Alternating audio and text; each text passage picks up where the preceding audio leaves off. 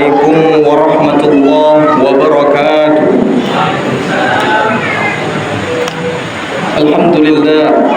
Alhamdulillahi rabbil alamin wa bihi nasta'inu ala umuri dunya waddin.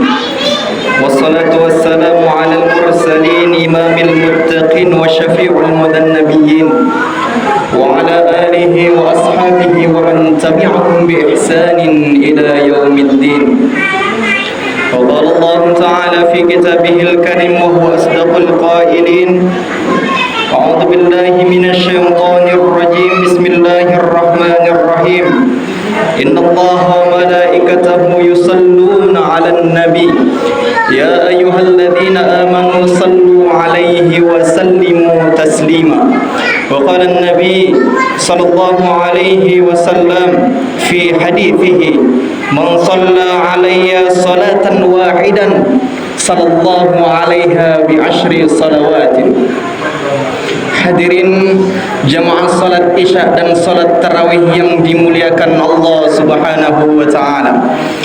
Marilah kita panjatkan puja-puji syukur kita atas kehadirat Allah Subhanahu wa taala, yang mana pada malam yang berbahagia ini Allah masih melimpahkan kita nikmat sehat, melimpahkan kepada kita nikmat sempat, nikmat iman dan nikmat Islam pada malam yang berbahagia ini. Berapa banyak di luar sana orang-orang yang diberikan kepada Allah, yang diberikan oleh Allah Subhanahu wa taala nikmat sehat dan nikmat sempat, namun Allah tidak memberikannya nikmat iman dan tidak memberikan nikmat hidayah dalam diri mereka, sehingga mereka tidak mampu melangkahkan kakinya ke masjid untuk melaksanakan salat isya dan salat tarawih secara berjamaah. Hadirin yang dimuliakan Allah Subhanahu wa taala. Selanjutnya bersalawat kita kepada Nabiullah Muhammad sallallahu alaihi wasallam dengan mengucap Allahumma salli ala sayyidina Muhammad wa ala ali sayyidina Muhammad. Semoga kita termasuk hamba, termasuk umat yang dijanjikan oleh Rasulullah sallallahu alaihi wasallam, yakni umat yang mendapatkan syafaat beliau di yaumil qiyamah kelak. Hadirin Bapak Ibu yang dimuliakan Allah Subhanahu wa taala, maka ketika Rasulullah sallallahu alaihi wasallam berkhutbah di atas mimbar, ia berkata kepada para jamaah, kepada para sahabat-sahabatnya ketika itu, wahai sahabat-sahabatku, sesungguhnya aku melihat telaga di bawah ini, telaga yang begitu besar yang dinamakan dengan telaga Al-Kautsar. Untuk siapa telaga itu? Ditanya oleh sahabat, wahai sahabatku, sesungguhnya telaga ini disediakan untuk orang-orang humul ladzina lam yarawni walakinnahum yu'minuna bi. Mereka belum pernah berjumpa denganku, mereka belum pernah menatap wajahku, namun mereka senantiasa cinta, rindu dan beriman kepada diriku. Kitalah yang dimaksud oleh baginda Muhammad sallallahu Bapak Ibu. Kitalah yang dicintai oleh baginda Muhammad sallallahu alaihi wasallam. Hadirin, kitalah yang selalu cintai, selalu dirindukan akan bertemu dengan Nabi Muhammad sallallahu alaihi wasallam. Pertanyaannya Bapak Ibu, pada saat ini, pada malam hari ini kita duduk untuk melaksanakan salat tarawih. Umur kita yang telah diberikan oleh Allah selama 40 tahun ini, atau di antara kita ada yang berusia 50 tahun, atau di antara kita ada yang berusia 60 tahun. Pernahkah kita menanamkan rasa cinta kepada baginda Muhammad sallallahu alaihi wasallam? Pernahkah kita rindu akan berjumpa dengan beliau? Pernahkah kita menangis di tengah malam kita untuk ingin berjumpa dan merindukan Nabi Muhammad sallallahu alaihi wasallam? Maka hadirin yang dimuliakan Allah Subhanahu wa taala, Bapak Ibu rahimakumullah, maka sesungguhnya umat Islam, Pak, sesungguhnya kita semua, Bu, sesungguhnya kita semua tidak akan pernah menyentuh surga, bahkan baunya surga, kecuali dengan perantara baginda Muhammad sallallahu alaihi wasallam. Makanya Nabi Allah Muhammad sallallahu alaihi wasallam bersabda dalam hadisnya, Apa keutamaan di bersolawat kepada Rasulullah ketika dalam bulan Ramadan? Kata Rasulullah sallallahu alaihi wasallam, barang siapa yang bersolawat kepadaku, banyak bersolawat kepadaku di bulan suci Ramadan, maka sesungguhnya nanti ia akan diberatkan timbangannya dengan amalan salawat itu. Bapak Ibu rahimakumullah, mungkin kita salat, mungkin kita zakat, mungkin kita haji, barangkali ketika nanti di yaumil mizan, di yaumil penghisapan amal-amal kita, ketika di yaumil mizan barangkali pahala salat kita terkurang gara-gara kita memiliki sifat rasa sombong dan dengki. Barangkali pahala haji kita berkurang karena kita iri, karena kita sombong, karena kita memiliki hati yang ingkar kepada Allah Subhanahu wa taala ketika menunaikan ibadah haji tersebut. Maka kata Rasulullah, namun barang siapa yang berselawat, maka ia tidak akan terkurangi amalnya, bahkan ia akan ditambah ketika di yaumil mizan, di yaumil kiamah kelak nanti. Bapak Ibu hadirin yang dimuliakan Allah Subhanahu wa taala, sungguh banyak pengorbanan Nabiullah Muhammad kepada kita, sungguh banyak pengorbanan beliau kepada kita, bahkan beliau rela bercucuran darah demi kita, bahkan berkorban nyawa untuk kita. Ingatkah kita suatu kisah hadirin, ketika Rasulullah sallallahu alaihi wasallam ketika itu memiliki dua benteng, di mana benteng ini sebagai tempat ia bersandar, benteng ini sebagai tempat ia mengadu, benteng ini sebagai tempat ia berkeluh kesah. Siapa benteng dua ini? Yakni pamannya Abi Thalib dan istrinya Siti Khadijah. Maka ketika Allah Subhanahu wa taala ketika itu mencabut nyawa Abi Thalib, yaitu pamannya Nabiullah Muhammad sallallahu alaihi wasallam, maka ketika itu sedihnya Rasulullah bukan main, Bapak Ibu. Sedihnya beliau luar biasa ketika ditinggalkan oleh Abi Thalib yang ketika itu pamannya Nabiullah Muhammad. Bahkan ketika setelah dicabutnya nyawa Abi Thalib itu, dilanjutkan oleh Allah mencabut nyawa istrinya, yang mana ia tempat mengadu, tempat berkeluh kesah istrinya Siti Khadijah, dicabut oleh Allah Subhanahu wa taala. Maka ketika itu Bapak Ibu, ketika itu Rasulullah tidak ada lagi tempat bersandar, tidak ada lagi tempat untuk mengadu dan berkeluh kesah. Ketika itu pergilah Rasulullah sallallahu alaihi wasallam ke suatu tempat yang namanya yakni sebuah kota Taif. Maka Rasulullah berjalan menuju tempat Taif tersebut. Ia memperkirakan dirinya akan diterima dengan tola'al badru alaina. Rasulullah sallallahu alaihi wasallam memperkirakan ia akan diterima dengan ahlan wa sahlan, Bapak Ibu. Namun ia tidak diterima dengan tola'al badru alaina. Ia tidak diterima dengan ahlan wa sahlan. Ia dilempar dengan kayu, ia dilempar dengan batu, ia dilempar dengan tulang onta, bahkan sampai berdarah pelipisnya, sampai berdarah terompahnya. Apa kata malaikat Jibril ketika itu hadirin? Wahai Rasulullah, jikalau darah yang diterompahmu itu jatuh satu tetes saja ke tanah ini, jatuh satu tetes darah itu ke bumi ini, maka aku ratakan Taif sekarang juga. Apa kata Rasulullah sallallahu alaihi wasallam? Apa yang dilakukan Rasulullah sallallahu alaihi wasallam ketika itu Bapak Ibu? Ia pergi ke sebalik bukit, lalu mengangkat tangannya kepada Allah Subhanahu wa taala. Ilaika ashkur radhafahu wati.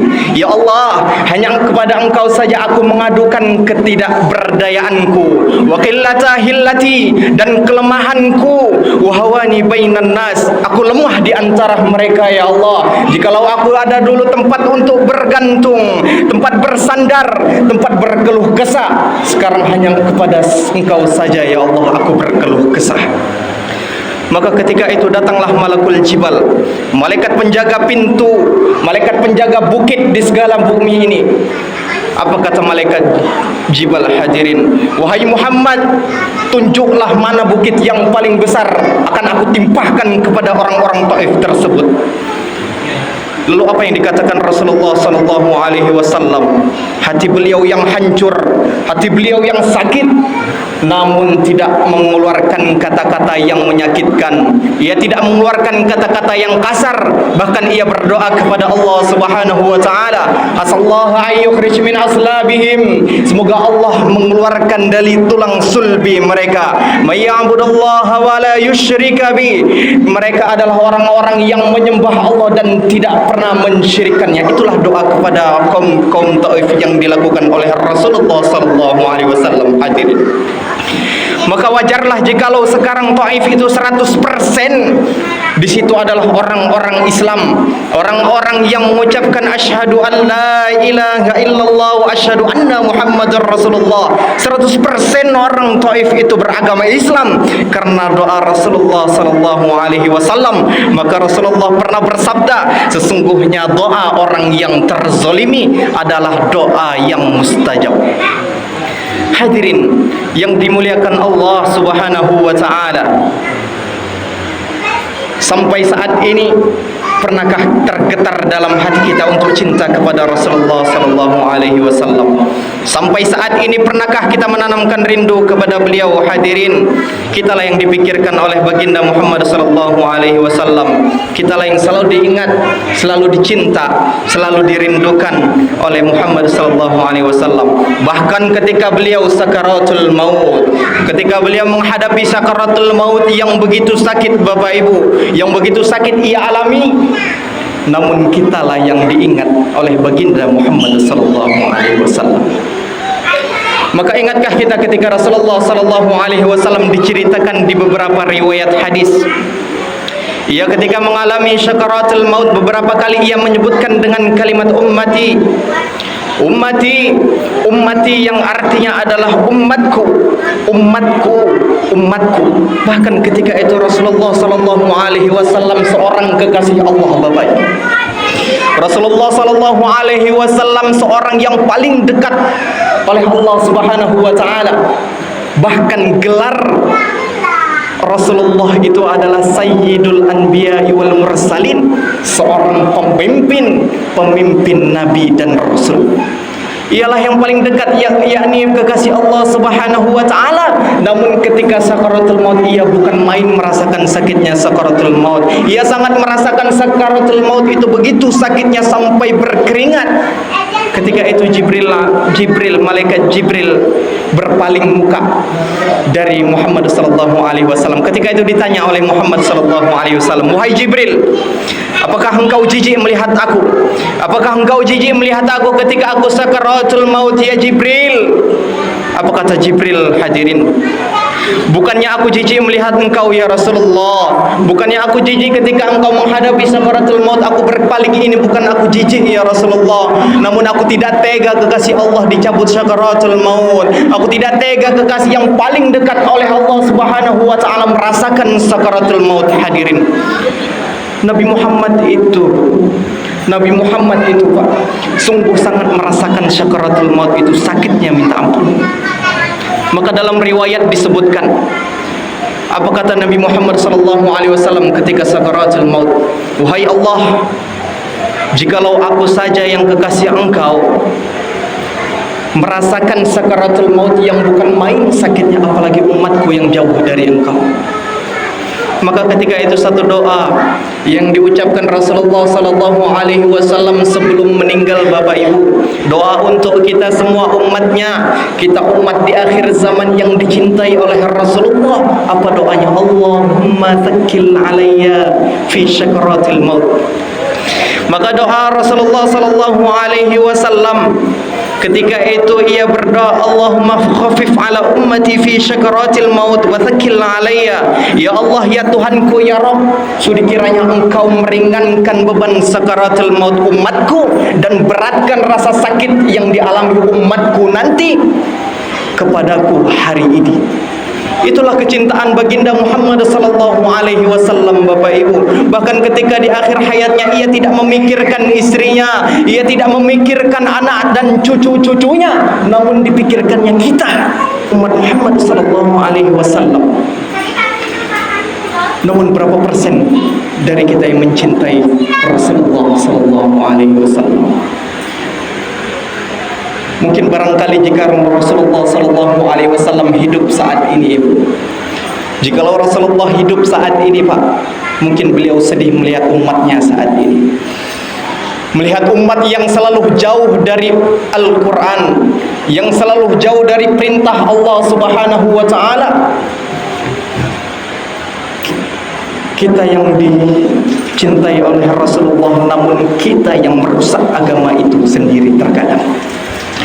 Maka jikalau Rasulullah sallallahu alaihi wasallam hidup sekarang, mungkin ia akan sedih karena kita yang merusak agama yang didirikan oleh beliau. Gak usahkan di sekitar kita, Bapak Ibu, bahkan ulama-ulama tidak jauh dan tidak bukan di Indonesia kita sendiri saja saling berpecah belah mengenai satu hukum yang saling berpecah belah. Satu hukum tidak selesai, satu tidak sepakat dan satu tidak sepakat, dan saling bermusuhan. Gara-gara bermusuhan itu menyebabkan kita berpecah belah. Padahal Rasulullah sallallahu alaihi wasallam menginginkan umat Islam, menginginkan kita semua, yakni persatuan dan kesatuan, Bapak Ibu. Rasulullah, walaupun kita berbeda pandangan, berbeda tarekat, berbeda aliran kita, namun jikalau sejurus dengan Al-Quran dan Sunnah, maka senantiasalah kita menjadikan kesatuan dan persatuan itu selalu dalam hati kita. Jangan sampai kita berpecah belah gara-gara perbedaan aliran kita, Bapak Ibu. Jangan sampai kita berpecah belah gara-gara kita berbeda tarekat, berbeda hukum, berbeda pandangan kita masalah hukum-hukum fikih dan lain-lainnya. Maka sesungguhnya itu sangat menyedihkan hati Rasulullah sallallahu alaihi wasallam. Asal kita sejalan dengan Al-Quran dan Sunnah, asal kita sejalan dengan Al-Quran yang difirmankan oleh Allah Subhanahu wa ta'ala dan sabda Nabiullah Muhammad sallallahu alaihi wasallam, maka insyaallah itu akan selalu benar berjalan lurus sampai Muhammad sallallahu alaihi wasallam. Hadirin yang dimuliakan Allah Subhanahu wa ta'ala, Bapak Ibu yang kami muliakan, maka itulah tadi amalan yang mana pada hari ini kita mengalami puasa Ramadan yang pertama, Bapak Ibu. Kita menjalankan puasa yang pertama. Sungguh rugi kita jikalau puasa kita hanya menahan haus, dahaga dan lelah saja. Jikalau kita hanya menahan haus, dahaga dan lelah dan hawa saja, mungkin bukan kita, hewan pun bisa menjaga itu tersebut.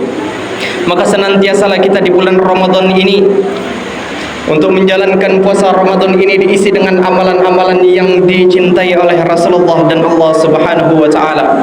Maka salah satunya yang dicintai oleh Rasulullah dan Allah Subhanahu wa ta'ala, yakni bersalawat, memperbanyak salawat di bulan suci Ramadan. Marilah sejenak kita bersalawat, Bapak Ibu, dan mengucap Allahumma salli ala sayyidina Muhammad wa ala ali sayyidina Muhammad. Karena kata Rasulullah sallallahu alaihi wasallam, barang siapa yang memperbanyak salawat di bulan Ramadan, maka akan aku beratkan timbangannya di yaumil mizan dengan amalan salawat itu. Demikianlah yang kami dapat sampaikan. Kurang dan lebih mohon dimaafkan. Wabillahi taufiq wal hidayah wa ridha wal inayah. Wassalamu alaikum warahmatullahi wabarakatuh.